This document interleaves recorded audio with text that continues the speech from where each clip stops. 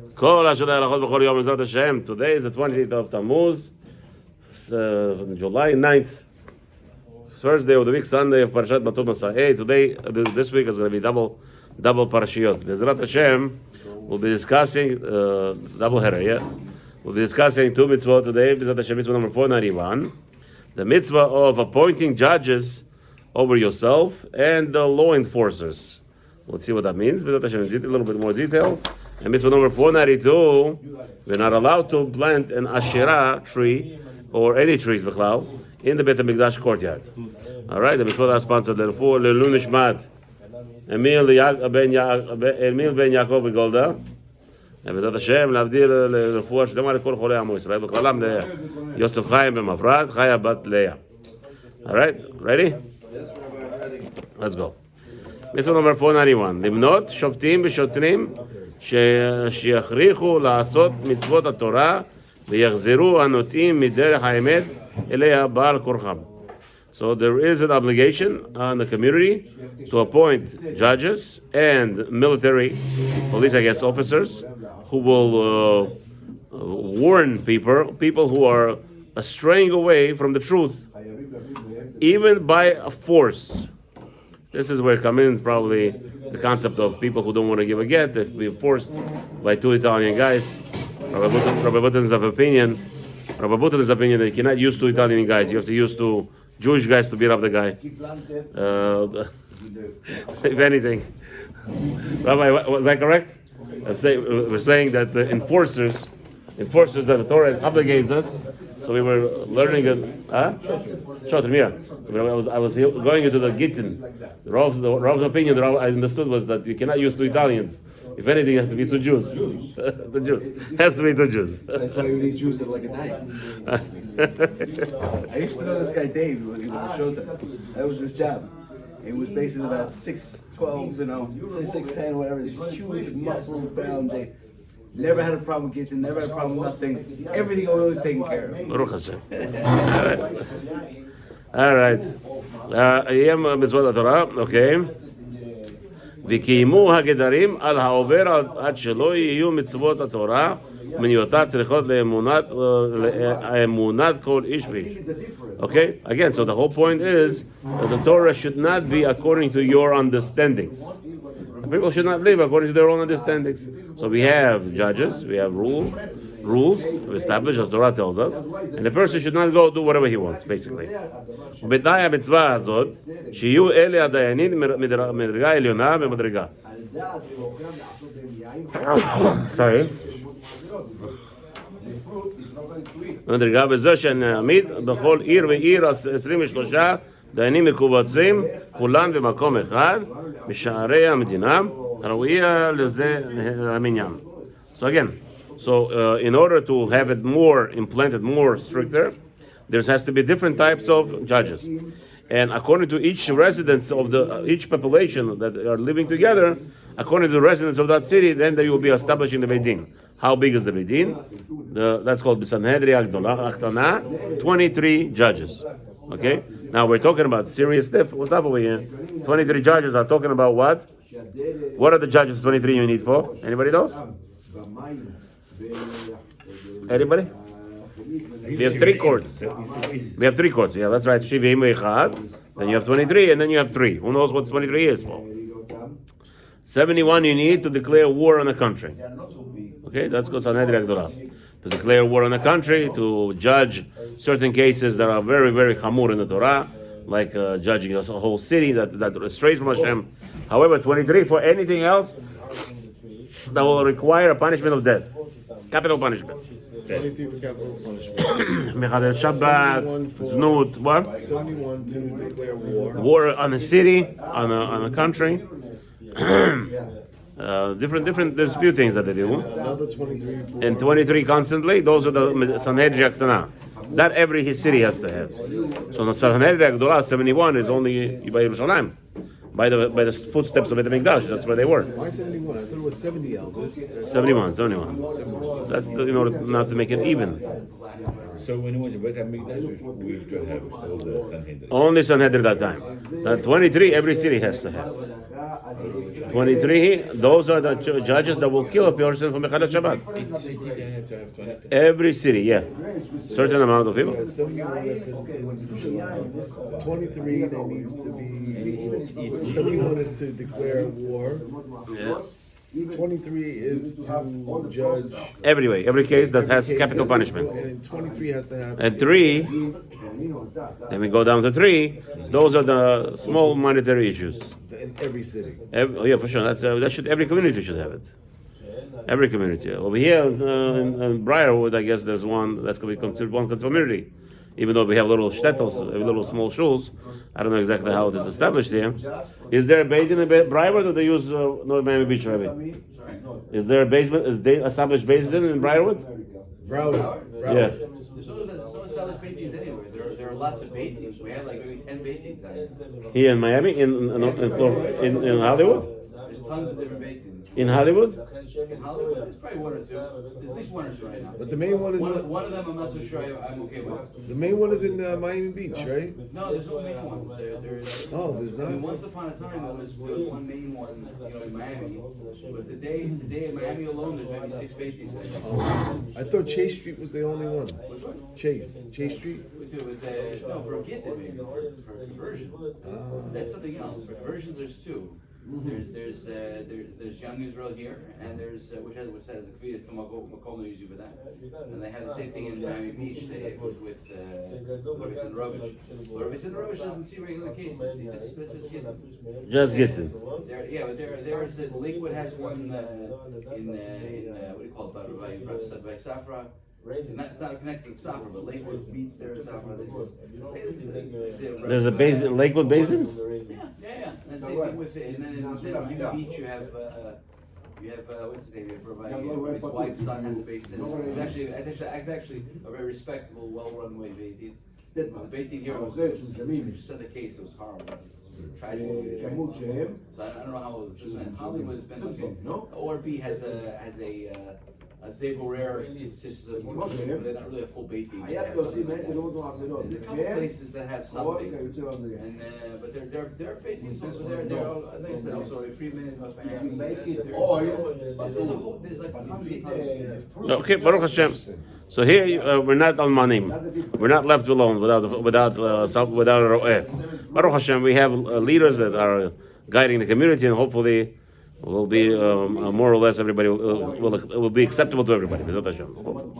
וזאת היא סנהדרין הקטנה, ונעמיד בירושלים בית דין גדול משווים דיינים, ונעמיד אחד על השבעים שלהם, והוא הנקרא ראש הישיבה, והוא אשר יקראו החכמים נשיג כמו כן. So again, so we said 70 judges in Jerusalem, סנהדרין הגדולה, and there will be one ראש הישיבה, one over them, there will be 71.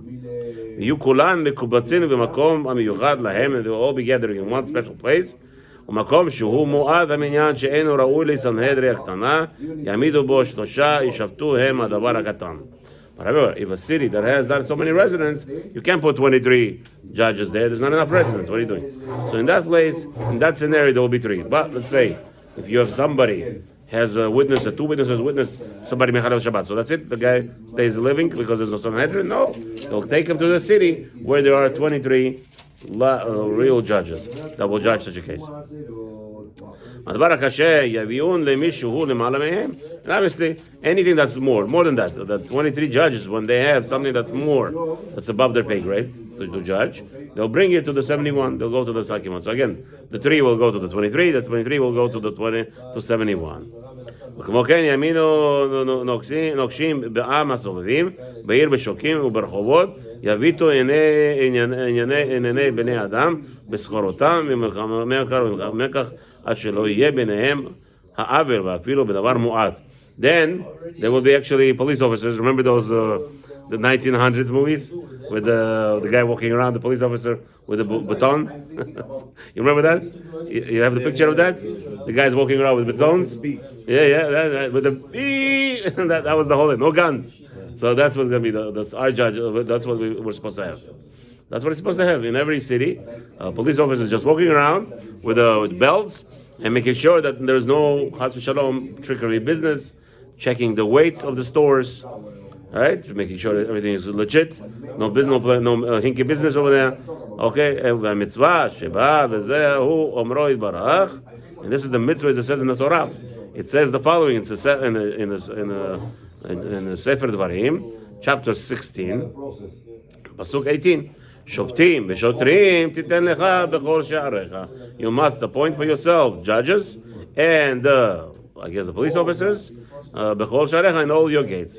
V'lishot Sifri over there explains minayin shememanin beit din lechol Israel Talmud lomar shoftim v'shotrim. So how do you know that you're supposed to appoint everywhere for every Jew in every city, every scenario, judges, as it says, shoftim v'shotrim. Okay.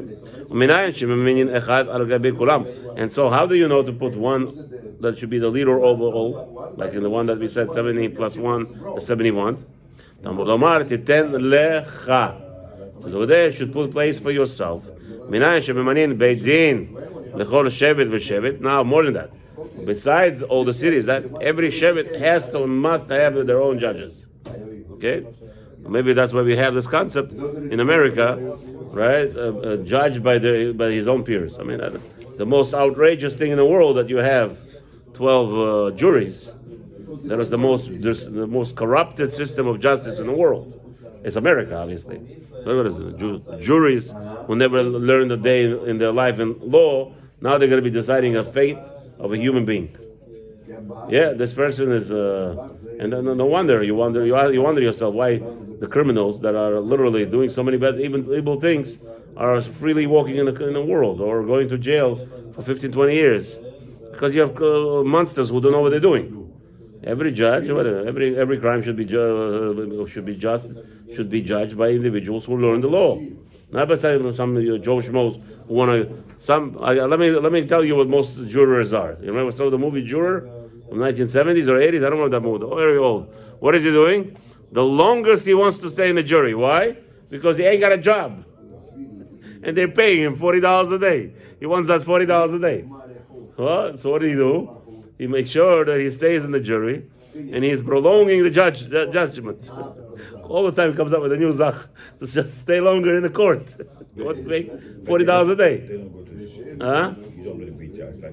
Right, that's what I'm saying. That's exactly what we're talking about. Chas v'shalom, that's corruption. Of course it's corruption. Anybody could just judge? Chas v'shalom, no way. Huh? Okay, but again, so I'm just saying maybe that's where they learned it. Again, remember, the goy thinks his Torah, and he's learning everything improperly. So here you see the halacha is that every shevet, every tribe has to have their own judge, their own courts. So somebody got to say, oh, you see, to be judged by peers. Every shevet, right? So Issachar should be judged by Issachars. Issachar should not be judged by Yehudas, maybe. That's not the point. The point is not that. The point is, in the end, if Issachar doesn't know how to get the judgment, it has to go to Sanhedrin Gedolah. It has to go to the next level. It doesn't stop right there. But the point is the corruption. I'm just really pointing out of American corruption, of this whole jury system. And they have to judge judge the nation without permission, meaning people don't have a choice. No choice. There's judges. כבר נכבד מצווה למנות 70 זקנים, והוא אמרו יתברך למשה על ידי עליו השלום. Over there, it's repeated the second time that we have to have judges of 70, as it says in the Bamidbar, chapter 11, pasuk 16. Asfali, Shivim Ish, it says over there, like you right away, everybody jump. 70, where you know it from, because it's in the Torah. You have 70. Kol makom sheneimar li harei hu kiyum le'olam. So HaKadosh Baruch Hu, when Hashem said in the Torah, tells the Moshe Rabbeinu, go collect for me, go gather for me, that means it's forever. Those are the judges will be there forever. וכן נהגו לי, כלומר שהיא מצוות נצחית ואינה לפי שעה, אבל יהיה זה עוד כל ימי הארץ. Okay, again, so the mitzvah of Sanhedrin is noheg forever, basically.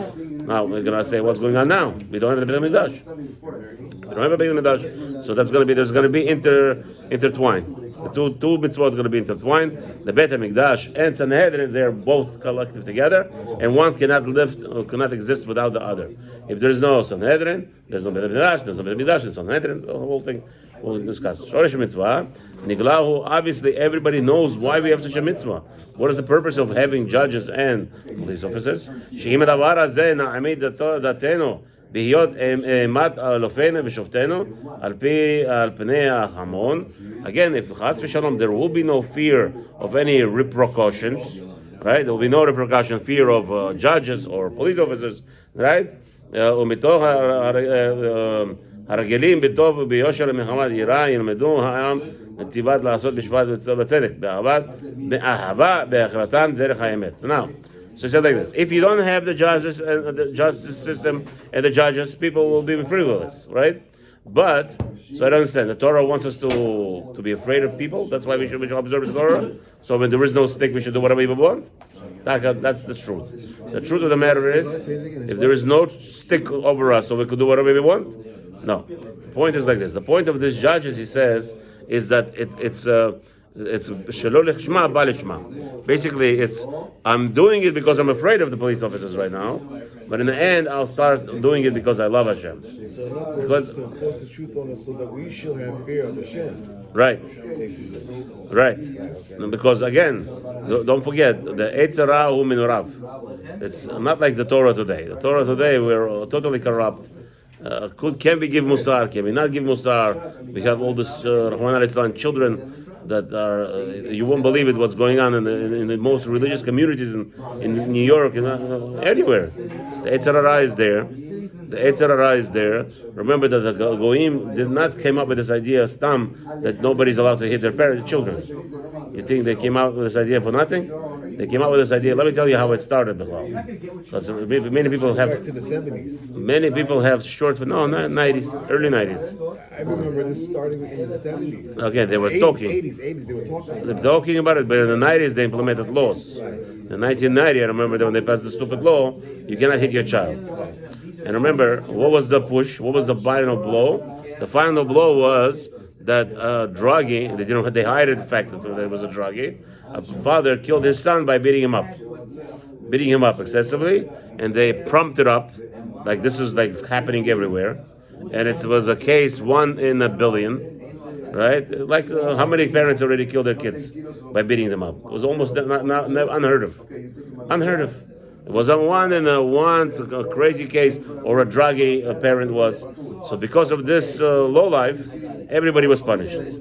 And the worst thing in the world is what the Goyim implemented. Remember, the Goy does not have the same Eitz Hara as I do. My Eitz Hara is 1 billion times worse than a Goy. I am a person who has a commandment. Remember, my children are grown up. The gava of children is so great. Small little children. Why is the gava so great? Because the Torah tells us the whole world survives on them.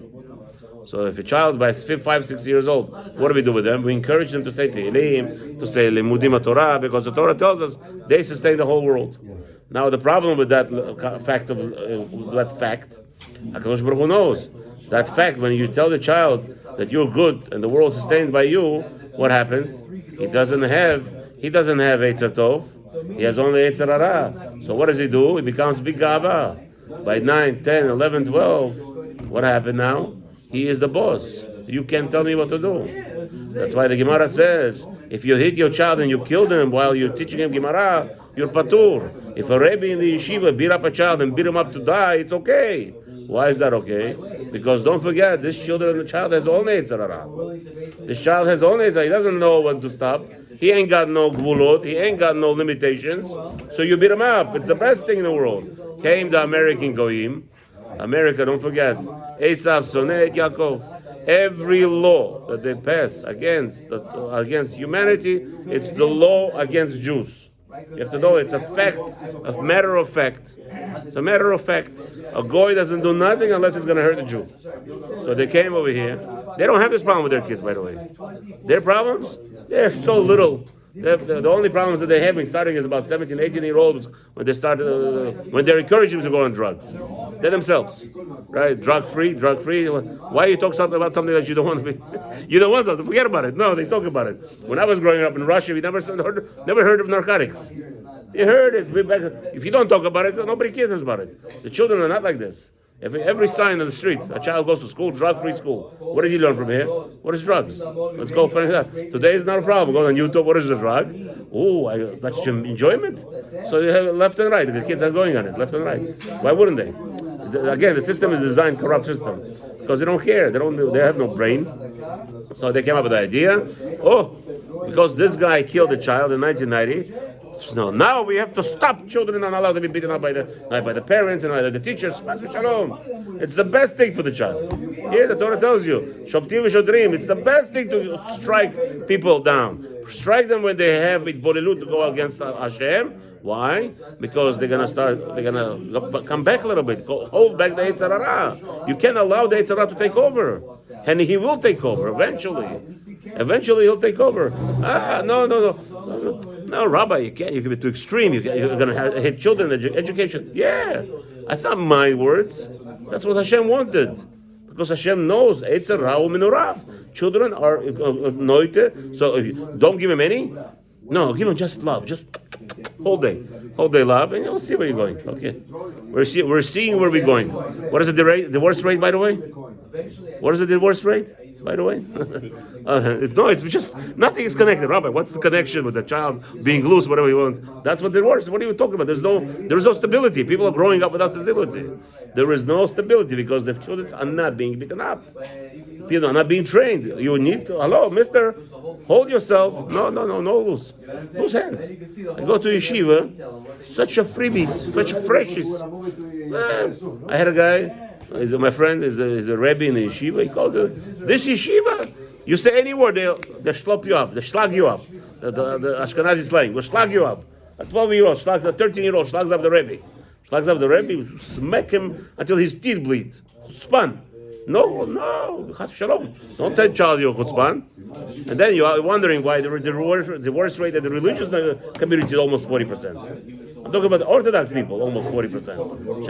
No, so I just heard something very interesting. Yeah. He was like doing some research. He was like, kids who are in a family of two parents, the kids grow up strong. They have stability in life. They're headstrong.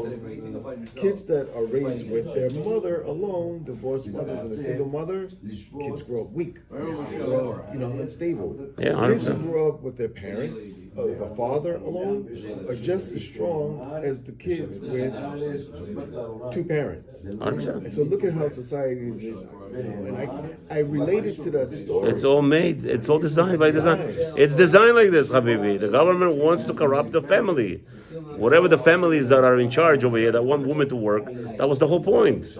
It's to corrupt the family, the base of a family. And we as a Jews have to understand that. That's the whole point. And yes, we have to reform this government. Go make a revolution. What does that mean? A parent shouldn't kill his child? A child tells his father, I'm going to call police on you? What? Take a belt and break a stewed. How can you open up your mouth like this? Chas v'shalom, Rabbi, this is too. You have to love your children. What are you talking about? This is corrupt. Yeah, the system is corrupt, and the children, the chutzpah is yazge, and that's the problem. And don't think it's for nothing. It's designed like that. The design point is to destroy a unity, the family unit. That was the whole point.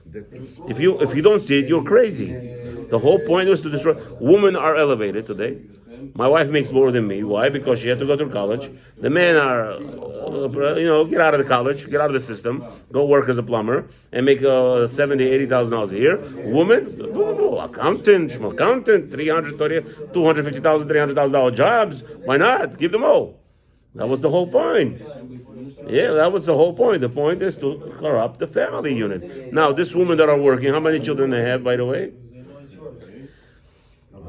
No, they have 5, 6, but they could have had 15, 20. That's the problem. No, be happy with 5, Rabbi. Hashem is happy. Be happy with 5, right? Hashem, remember that thing. It's part of this whole system. They submit themselves to test. The children die at young age. They blame Hashem. Their wife gives only 5, 6 children. They're blaming Hashem. You're not meant to have more children. Why not? Because you're crazy. You put your wife go to work. Because it's not my fault. The system is designed like that. So how you stop it all? There's only one way. You, as the Constitution says, you interrupt the system. You restructure, destroy the current system, and rebuild it. And I hope, Bezat Hashem, I already hear some people are already talking about it. They should have not a revolution. The only problem in America right now is the 2 million people. There are only 2 million corrupt people in America. That's it. You have 350 million residents. 2 million corrupt. Who are those? The government employees. Get rid of them all. Get rid of them all. FBI, everybody, all the politicians, everybody. Cut down. As the Constitution says, we want to restart. Whoever had anything to do with the government, get back off. Now let's start anew. It should be renewed. And B'ezrat Hashem, and it will be restructured. And no, you don't you don't educate corruption 3-year-olds about how to touch your privates. You don't do 4-year-olds. What is all this? It's all disgusting. Again, that's what Shotrim doesn't know what was going on. I hate this. People whitewashing everything. Rabbi, you can't be extreme. Nobody knows how to give tochecha. We can't give rebuke. And not even your family. You have to be everything gentle, everything. Hello, Habibi, of course. Who says to be rough? Nobody says to be rough or to be gentle. But the rules have to be kept. If you see that the corruption, that the goyim are telling us not to hit our children, adarabah, fight it. Where's the Agudas Yisrael on that? No, we're not going to win anyway, Rabbi. Why should we fight? You know why you should fight? Because Hashem commanded you. Hashem commanded you to go out with the sticks of baton. A police officer has to go there with a stick with a baton, and that's how people become Jewish, and they'll remain Jewish. Aye, Rabbi, but you can't. Only because of fear? Yes. We have constantly the threat of Yetzer Hara. Until you die, Yetzer Hara is there. And yes, the fear of a baton, it makes a lot of roshim, makes a lot of sense. But no, Rabbi, you have to be gentle. Everybody should be loved through love. Everything done through love. Yeah, everything done through love. And what's going on here? Tell me when the divorce rate comes down with your love. Let me know. People are crazy. What are you going to do? Who has the mitzvah of appointing the judges? Obviously, the community. It's a community. But more than that, if you know, this is talking about us. Every human being has to put a judge over himself. Every human being has to have a judge over himself. And Rabbi Gavon Mevilna used to go to the Magid Medubna. Rabbi, what was the Rabbeinu? Who was the Baal Musar or the Rabbeinu Gavon Mevilna this time? Magid Medubna, no. Yeah? Gavon Mevilna used to pay him. Come to him and says, I'm paying you, give me Musar. Come, give me with a stick. Take a baton and hit it to me. The Magid would say, no, you, go on. No, give me. Gavon Mevilna was a tzaddik, tahor, kadosh, zohar. Everything was so, was the most elated person in the world. Was much tzaddik. He paid to the Magid to give him Musar. That's what we're talking about here. Every person has to put on himself. On himself, this kind of judgments constantly. Look for ways to become better. That's the only way. And unfortunately, we do need a baton. And if you think not, have a good life. Let me know when the divorce rate comes down. Mitzvah number 492. Shelo litot ilan b'mikdash. There is a prohibition in the Torah to put any trees in the Beit HaMikdash, to plant. Why? Let's say. But Mikdash or Etzel HaMizbech, or anywhere in the vicinity of the Beit HaMikdash, not vicinity, sorry, outside. I'm talking about inside, or in the vicinity of the altar. Okay. It says in chapter 16, pasuk Chaf Aleph, Lo tateh lecha asherah kol etz etzel mizbeach Hashem Elokecha. We are prohibited to plant a tree next to a mizbeach. And it's going to be called Asherah. Asherah, as we know, is an idol worship tree, but it doesn't mean one tree, certain tree. Asherah could mean any tree. You could take any tree and make it into Asherah. Basically, you took a tree that HaKadosh Baruch Hu gave, and you're saying, this tree is what making sure I have money. This tree, Rahman al-Islam, I don't know, my mother came yesterday, I was so angry. My mother is into Chinese stuff. Yeah, into Kabbalah also. So came over for Shabbat. Oh, says, what happened? Avram, you have money trees in the front of the house and money trees in the back of the house. Baruch Hashem, I didn't ask her which tree. But again, this is what we're talking about here. The Chinese people believe this tree will bring you money. I rented a house from the Chinese people, so they think that they're having the tree in the front of the house and in the back of your house will be surrounded with money. So far, maybe in the attic the money is coming down. I don't know. I didn't see any money coming down anywhere. Such a shtuyot. I got so angry. I said, my mother, what? But I didn't ask her which tree she was talking about. I didn't want to know. But the question is, maybe I'll chop it down. Yeah. Hashem erachem alai. Trees, money. Hashem erachem. Again, my mother is not learned. I try to explain to her. Chas v'shalom, eze trees, eze batich. She thinks also frogs bring bracha. She thinks, I don't know, don't ask me. B'tam yisur ze katav Rambam. So now this trees is a problem. As it says over there, Rambam explained in Sefer Mitzvoth, לפיכך היו עושים עובדי עבודה זרה, בבתי עבודה זרה שלהם, שנותנים שם אילנות יפים.